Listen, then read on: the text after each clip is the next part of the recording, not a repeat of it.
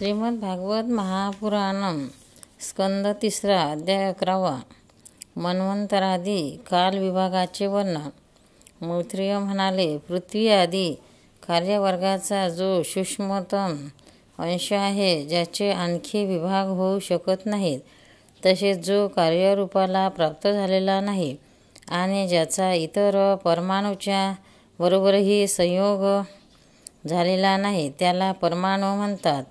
असे अनेक परमाणू एकत्र आल्यानंतर मनुष्याला भ्रमाने त्याच्या समुदायाच्या रूपाला अवयवी अशी प्रचिती येते। हा परमाणू त्याचा सूक्ष्मतम अंश आहे। त्या आपल्या सामान्य स्वरूपात स्थित असलेल्या पृथ्वी इत्यादी कार्याच्या समूहाला परम महान असे नाव आहे।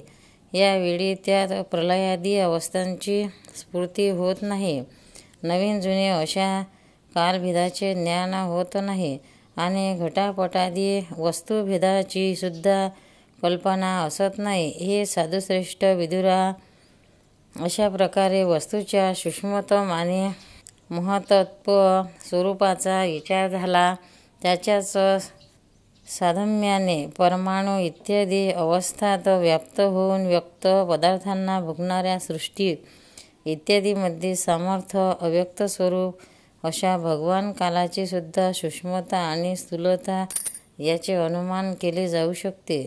जो काल प्रपंचाच्या परमाणूसारख्या सूक्ष्म अवस्थेत व्यापून असतो, तो अत्यंत सूक्ष्म आहे आणि जो सृष्टीपासून प्रलयापर्यंत त्यांच्या सर्व अवस्था भोगतो, तो परम महान आहे। 2 परमाणूचा एक अणू होतो आणि 3 अणू मिळून एक त्रसरेणू होतो। म्हणजे जो झोराक्यातून आलेल्या सूर्यकिरणाच्या प्रकाशात आकाशात उडताना दिसतो, असे 3 त्रसरेणू आकाशात उडताना दिसतो। अशी ओलांडून जाणाऱ्या सूर्याला जेवढा वेळ लागतो, त्याला त्रुटी म्हणतात। याच्या 100 पट काळाला वेद म्हणतात आणि 3 वेदाचा एक लव होतो, 3 लवाचा एक निमिष, 3 निमिषाचा एक क्षण आणि 5 क्षणाची एक काष्ठा आणि 15 काष्ठांचा एक लघु होतो। 15 लघूचा एक नाडिका म्हणतात, 2 नाडिकांचा एक मुहूर्त आणि 6 आणि 7 नाडिकांचा एक प्रहर होतो। यालाच याम म्हणतात। याम म्हणजे मनुष्याच्या दिवसाचा किंवा रात्रीचा 4था भाग होय। 6 पल तांब्याचे एक असे भांडे बनवावे की ज्यामध्ये 1 शीर पाणी मावेल आणि 4 मासे सोन्याची 4 बोटे लांबीची सळी बनवून तिने त्या भांड्याच्या बुडाला 1 छिद्र पाडून ते भांडे पाण्यात सोडावे। जितक्या वेळात 1 शेर पाणी त्या भांड्यात भरले जाईल, तेवढ्या वेळेला 1 नाडिका म्हणतात। विदुरा, मनुष्याचे 4 प्रहराचे दिवस आणि रात्र होतात आणि 15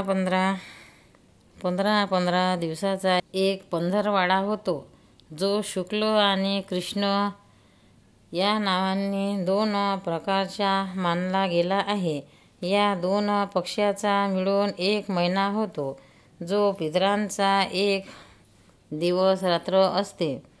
2 महिन्याचा एक ऋतू आणि 6 महिन्याचे एक अयन होते। दक्षिणायन आणि उत्तरायण अशी 2 अयने आहेत। हे दोन्ही अयने मिळून देवतांची एक दिवस रात्र होते। मनुष्यलोकात 12 महिन्यांना वर्ष असे म्हणतात। अशी 100 वर्ष हे मनुष्याचे अधिकतम आयुष्य सांगितले गेले आहे। चंद्र इत्यादी ग्रह, अश्विनी इत्यादी नक्षत्रे आणि सर्व तारामंडलांचा अधिष्ठाता कालस्वरूप भगवान सूर्य परमाणूपासून सहस्रापर्यंत काळात 12 राशीरूप अशा संपूर्ण भुवनाला प्रदक्षिणा करीत असतो। विदुरा, सूर्य, बृहस्पती, सवन, चंद्र आणि नक्षत्रासंबंधी महिन्याच्या भेदाने या वर्षांनाच संवत्सर, परिसंवत्सर, इडा संवत्सर, अनु संवत्सर आणि वत्सर असे म्हटले जाते. अशी 5 प्रकारची वर्ष करणाऱ्या भगवान सूर्याची आपण पूजा करा.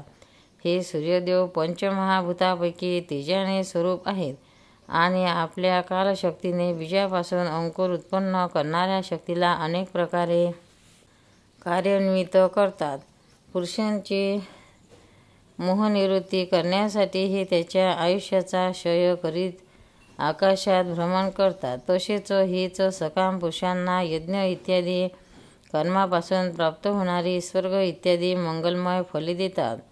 विदुर म्हणतात, मुनिश्रेष्ठ, आपण देवता, पितर आणि मनुष्यांच्या कमाल आयुष्याचे वर्णन केले. आता ते सनकादिक ज्ञानी मुनिजन त्रैलोक्याच्या बाहेर कल्पापेक्षाही अधिक काळपर्यंत राहणारे आहेत, त्यांच्याही आयुष्याचे वर्णन करावे.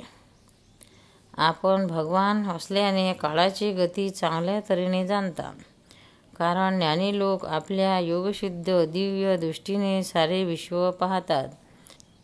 मैत्रेय म्हणाले, विदुरा, असे सांगितले जाते की सत्य, त्रेता, द्वापार आणि कली ही 4 युगे संध्या आणि संध्याशाच्या सह देवांच्या 12,000 वर्षापर्यंत राहतात.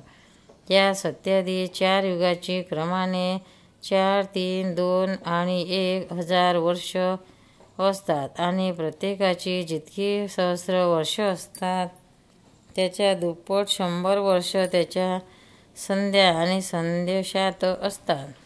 युगाच्या सुरुवातीला संध्या आणि शेवटी संदाश असतो.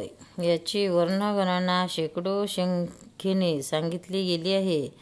त्यांच्यामधल्या काळाला कालवेते युग म्हणतात. प्रत्येक युगामध्ये एक विशेष धर्माचे विधान आहे. सत्ययुगातील मनुष्यामध्ये धर्म आपल्या 4 चरणांनी राहतो. नंतर अन्य युगात अधर्म वाढतो गेल्याने त्याचा एक चरण कमी होत जातो. प्रिय विदुरा, त्रैलोक्याच्या बाहेर महर्लोकापासून ब्रह्मलोकापर्यंत येथील 1,000 चतुर्युगाची 1 दिवस असतो आणि तेवढीच मोठी रात्र असते. त्या रात्री जगतकर्ता ब्रह्मदेव शयन करतो. त्या रात्रीचा शेवट झाल्यावर या लोकांच्या कल्पांचा प्रारंभ होतो. त्याचा क्रम जोपर्यंत ब्रह्मदेवाचा दिवस असतो तोपर्यंत चालू असतो.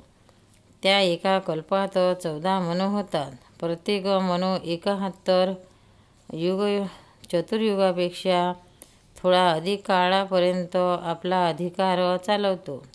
प्रत्येक मन्वंतरामध्ये निरनिराळे मुनिवंशी, राजे, सप्तर्षी, देवगण, इंद्र आणि त्याचे गंधर्वादी अनुयायी त्यांच्याबरोबरच उत्पन्न होतात. ही ब्रह्मदेवाने दैनंदिन सृष्टी आहे. यामध्ये 3 लोकांची रचना होते. त्यामध्ये आपापल्या कर्मानुसार पशु, पक्षी, मनुष्य, पितर आणि देवतांची उत्पत्ती होते. भगवान या मन्वंतरामध्ये सत्वगुणाच्या आश्रयाने आपल्या मनु इत्यादी रूपाने पुरुषाकार प्रगट करून या विश्वाचे पालन करतात. कालक्रमानुसार जेव्हा ब्रह्मदेवाचा दिवस संपतो तेव्हा तो तमोगुणाचा आश्रय करून आपले सृष्टीरचना रूप कार्य स्थगित करून सर्व आपल्यात लीन करून स्वस्थ राहतो. जेव्हा सूर्य आणि चंद्रग्रहित अशी प्रलय रात्र होती तेव्हा भू, भुव आणि स्व असे 3 लोक त्या ब्रह्मदेवाच्या शरीरात लीन होतात. त्यावेळी शिष्याच्या मुखातून निघालेले अग्निरूप भगवंताच्या शक्तीने 3 लोक जळू लागतात. म्हणून त्या तापाचा व्याकुळ होऊन भृगु आदी ऋषी महर लोकातून जन लोकात जातात. इतक्यात प्रलयकालाच्या प्रचंड तुफानामुळे 7ही समुद्र उचंबळून येतात आणि आपल्या उसळत्या उत्तुंग लाटांनी त्रैलोक्य बुडवून टाकतात. त्यावेळी त्या जलात शेषशायी भगवान योगनिद्रेने डोळे झाकून घेऊन शयन करतात. तेव्हा जनोलोकात निवास करणारे मुनिगण त्यांची स्तुती करतात. अशा प्रकारे कालाच्या गतीने 1,000 चतुर्युगाच्या रूपाने होणारा दिवस रात्रीमुळे ब्रह्मदेवाचाही 100 वर्षाच्या आयुष्याची समाप्ती होते असे दिसते. ब्रह्मदेवाच्या आयुष्याच्या अर्ध्या भागाला परार्ध असे म्हणतात. आतापर्यंत पहिला परार्ध होऊन गेला असून आता दुसरा परार्ध चालला आहे. पहिल्या परार्धाच्या सुरुवातीला ब्राह्म नावाचा महाकल्प झाला आहे. त्यातच ब्रह्मदेवाची उत्पत्ती झाली होती. पंडित लोक याला शब्द ब्रह्म म्हणतात. त्याच परार्धाच्या शेवटी जो कल्प झाला होता त्याला पद्यकल्प म्हणतात. यामध्ये भगवंताच्या नाभी सरोवरातून सर्व लोकमय कमळ प्रगट झाले होते. विदुरा, आता जो कल्प चालू आहे तो दुसऱ्या परार्धाच्या सुरुवातीचा आहे असे सांगितले जाते. हा वराह कल्प नावाने प्रसिद्ध आहे. यात भगवंतांनी वराह रूप धारण केले होते. या 2 परार्धाचा कालावधी अव्यक्त, अनंत, अनादि, विश्वात्मा श्रीहरीचा एक निमेष मानला जातो. परमाणूपासून दीपरार्धापर्यंत पसरलेला हा काल सर्वसामर्थ असूनही सर्वात्मा श्रीहरीवर मात्र त्याची कोणत्याही प्रकारे सत्ता चालत नाही. हा देहादिकांमध्ये अभिमान ठेवणाऱ्या जीवावरच सत्ता चालवतो.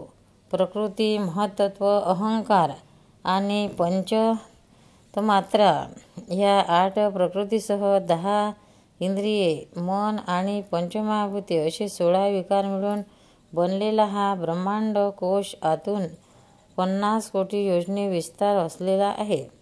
तसेच बाहेर 4 बाजूंनी याला उत्तरोत्तर 10-10 पट अशी 7 आवरणे आहेत. त्या सर्वांसहित हा त्यात परमाणूप्रमाणे पडलेला दिसतो आणि त्यांच्यामध्ये अशा कोट्यावधी ब्रह्मांड राशी आहेत. तोच या प्रधान इत्यादी सर्व कारणाने चे कारण अक्षर ब्रह्म म्हटला जातो आणि हेच पुराण पुरुष परमात्मा श्री विष्णू भगवानाचे श्रेष्ठ स्वरूप आहे. गोपाल कृष्ण भगवान की जय. भक्तांनो, व्हिडिओ आवडल्यास व्हिडिओला लाईक करा, शेअर करा, सबस्क्राईब करा. तसेच बाजूला असलेल्या बेलवर क्लिक करा म्हणजे याच्यापुढील सर्व व्हिडिओ तुम्हाला सर्वात आधी मिळत जातील. जय श्री कृष्ण.